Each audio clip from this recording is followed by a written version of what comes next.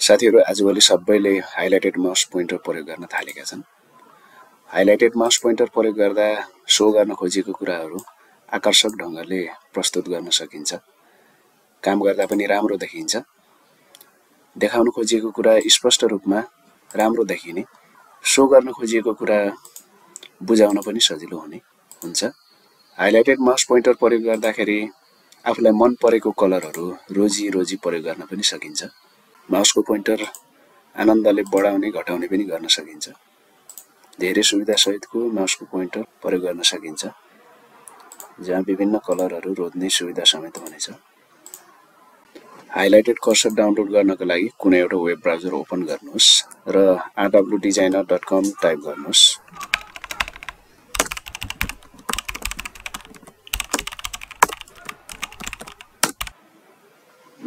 rwdesigner.com को official website खुल्नेछ। जस यहाँबाट ग्यालरीमा जानुहोस्। ग्यालरीमा गइसकेपछि सर्च बारमा हाइलाइट कर्सर टाइप गर्नुहोस्। विभिन्न हाइलाइट कर्सरको सुविधाहरू यहाँ नमुनाहरू स्याम्पलहरू पाउन सक्नुहुनेछ। आफूलाई मन पर्ने खालको कर्सरहरू यहाँबाट रोज्न सक्नुहुन्छ। त्यसमध्ये मैले हाइलाइट सेट कर्सर सेटमा विभिन्न कलरहरू सहितको यो सेट डाउनलोड गर्न गइरहेको छु। हाइलाइट सेट कर्सरमा गएँ। यसपछाडि हाइलाइट सेट कर्सरमा जम्मा 7 वटा विभिन्न कलरहरू यहाँबाट रोज्न पाउनुहुनेछ। डाउनलोड जम्मा 6.2 KB को भनेको छ। यहाँनिर गएर जस्ट डाउनलोड गर्नुहोस् र यो एकैछिनमा डाउनलोड भइहाल्नेछ। त्यसपछि जस्ट डाउनलोड सेक्सनमा गई ओपन गर्नुहोस्। ओपन गरिसकेपछि यहाँनिर जिप फाइल पाउनुहुनेछ। जिप फाइललाई जस्ट अनजिप गर्नुपर्ने हुन्छ। त्यसको लागि डबल क्लिक गर्नुहोस् अथवा राइट क्लिक गरेर एक्सट्र्याक्ट अल गर्नुहोस्। एक्सट्र्याक्ट अलमा गई एक्सट्र्याक्ट गरिदिनुहोस्। एक्सट्र्याक्ट भइसकेको छ। सबै कर्सरलाई सिलेक्ट अल गर्नुहोस्। कन्ट्रोल C अथवा कन्ट्रोल X गरी कपी अथवा कट गर्नुहोस्। यहाँबाट सिधै ब्याक आउनुहोस्। जस्ट दिस पीसी भित्र जानुहोस्। सी ड्राइभ भित्र जानुहोस्। सी ड्राइभमा विन्डोज भन्ने भित्र जानुहोस्। यहाँनिर कर्सर भन्ने एउटा फोल्डर भेट्न सक्नुहुन्छ। कर्सर भन्नेमा खोल्नुहोस् र यसपछि जस्ट खाली ठाउँमा राइट क्लिक गर्नुहोस्। त्यसपछि कन्ट्रोल V पेस्ट गर्नुहोस्। थोरै एडमिनिस्ट्रेसन पर्मिसनका कुराहरू माग्नेछ। जस्ट कन्टिन्यू गर्नुहोस्। जस्ट पेस्ट गरेर सम्पन्न भएको छ। अब युज गर्न सकिन्छ। जस्ट एकचोटि यसबाट ब्याक आउनुहोस्। पुनः कर्सर सेटिङमा जानुहोस्। माउस सेटिङमा गइसकेपछि एडिसनल माउस सेटिङमा जानुहोस्। पोइन्टर्समा जानुहोस्। यसपछि जस्ट ब्राउजमा जानुहोस्। ब्राउजमा गइसकेपछि जस्ट कर्सर भन्ने फोल्डर भित्र जानुहोस्। विन्डोज भित्र कर्सर्स भन्नेमा जानुहोस्। कर्सर भित्र विभिन्न हाइलाइटेड माउस राखेका छौं। जस्ट त्यहाँ गएर जस्ट रोज्न सक्नुहुन्छ। आफूलाई मन परेको कर्सर जस्ट ओपन गर्नुहोस्, अप्लाई गर्नुहोस्, ओके गर्नुहोस्। फेरि पनि कर्सरको कलर चाहिँ चेन्ज गर्न चाहनुहुन्छ भने फेरि चाहिँ त्यही जानुहोस्। पोइन्टर्समा जानुहोस्, ब्राउजमा जानुहोस्। यसपछाडि डाइरेक्टली कर्सर भन्ने फोल्डरमा हजुर मुभ हुनेछ। यसपछाडि जस्ट अन्य कलरका कर्सरहरू यहाँबाट अप्लाई गर्न सक्नुहुनेछ। माउस पोइन्टरको साइज चेन्ज गर्न सक्नुहुन्छ, घटाउन सक्नुहुन्छ, बढाउन सक्नुहुन्छ। त्यसको लागि माउस पोइन्टर भन्ने अप्सनमा जान सक्नुहुन्छ। यहाँबाट चाहिँ साइज रोज्न सक्नुहुन्छ। माउसको साइज यहाँ भर्खरै 3 को साइज रहेछ। यसलाई घटाउन पनि सक्नुभयो, बढाउन पनि सक्नुभयो। मैले चाहिँ यसलाई 3 बाट 4 मा लगेर 5 मा लगेर देखाउँछु। जस्ट 5 मा लगेर सेट गरेको छु। एकचोटि ब्याक हुनुहोस्। एडिसनल माउस सेटिङमै जानुहोस्। फेरि पनि पोइन्टर्समा जाउँ। ब्राउज सेक्सनमा जाउँ। ब्राउजमा गएर एउटा ग्रीन टाइपको सिलेक्ट गरौँ। यसपछाडि अप्लाई गरिदिनुहोस्, ओके गर्नुहोस्। अघि भन्दा अलि ठुलो माउसको पोइन्टर यहाँ प्राप्त भएको छ। यसरी तपाई हटाउन सानो गराउन ठुलो बनाउन सक्नुहुन्छ र कलरहरू पनि आवश्यकता अनुसार चुज गर्न सक्नुहुन्छ। र विभिन्न फरक सुविधा सहितको अर्को हाइलाइटेड माउस पोइन्टर सेट गर्ने अर्को वेबसाइट पनि छ, त्यहाँबाट पनि डाउनलोड गर्न सकिन्छ। एउटा विदेशी युनिभर्सिटीको प्रोफेसरले डिजाइन गरेको एउटा टुल छ, त्यसलाई डाउनलोड गर्नको लागि autohotki.com टाइप गर्नुहोस्।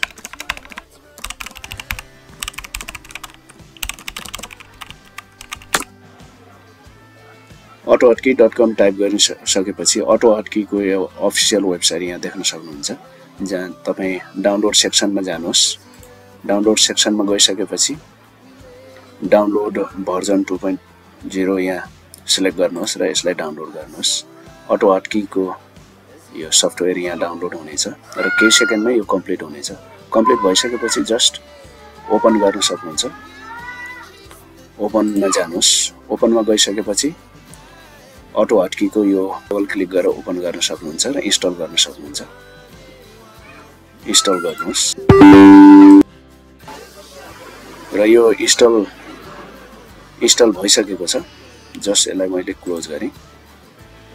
क्लोज गरिसकेपछि पुनः अर्को ट्याबमा जानुहोस् र यो सिधै सपोर्ट नगर्ने हुनाले भोइस बोर्ड ल्याब भनेर एउटा वेबसाइटमा जानुहोस्।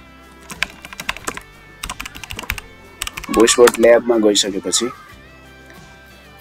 यो वेबसाइट यहाँबाट देख्न सक्नुहुन्छ, भोइस बोर्ड ल्याब।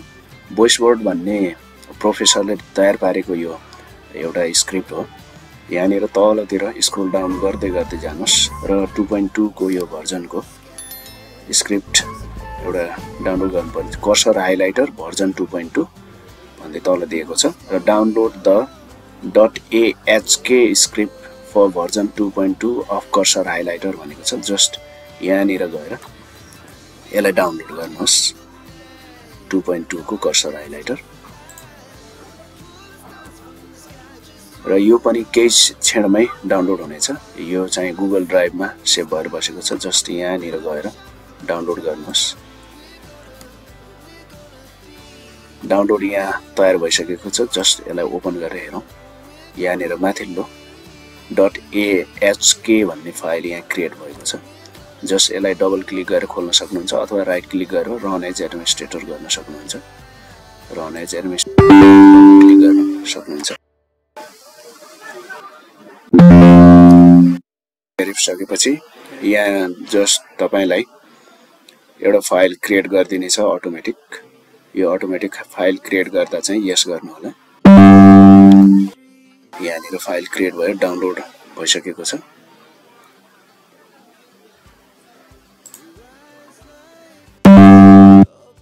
इन्स्टल भएको छ। यस पछाडि लन्च सेटिङ यहाँनिर रहेको छ। लन्च सेटिङमा जानु होला। लन्च सेटिङमा गइसकेपछि यसको साइजहरू घटाउने बढाउने गर्न सक्नुहुन्छ र यो लन्च भइसकेको छ है। तपाईँ यहाँनिर गएर लन्च सेटिङमा गइसकेपछि यो लन्च भइसकेको छ। लन्च भइसकेपछि जस्ट यसलाई क्लोज गर्न सक्नुहुन्छ र अन्य पटक पनि यो autohotki-को हाइलाइटेड माउस पोइन्टर प्रयोग गर्नको लागि लन्च सेटिङमा क्लिक गर्नु होला फाइलमा गएर, अनि लन्च हुनेछ।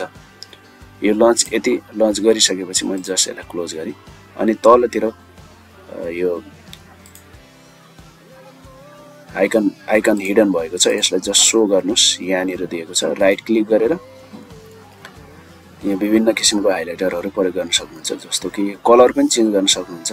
सेटिङमा गएर हाइलाइटको कलर यहाँबाट रोज्न सक्नुहुन्छ, बदल्न सक्नुहुन्छ। कस्तो कलरको तपाईँलाई मनपर्छ उक्त कलर यहाँबाट सेट गर्न सक्नुहुन्छ। अहिले पिङ्क कलरको सेट भइरहेको छ। फेरि पनि यहाँ टच गरेर अन्य कलरहरू जो आफूलाई मनपर्छ राम्रो लाग्छ उक्त कलर यहाँबाट सेट गर्न सक्नुहुन्छ।